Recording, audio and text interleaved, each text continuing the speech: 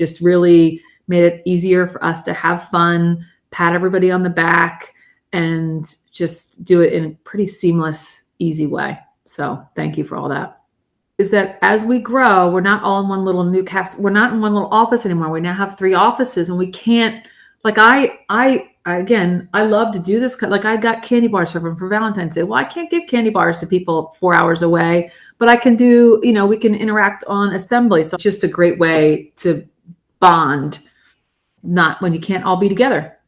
It really ties in well with our core values. And that's the most important part, because we really try to talk about them every day and all the time. I mean, even though we've only had the core values for 5 years, our companies have the same core values for 40 years. We just didn't put them down on a grid and talk it through with everybody. But now it's like we're talking about it constantly with assembly. So it's been huge.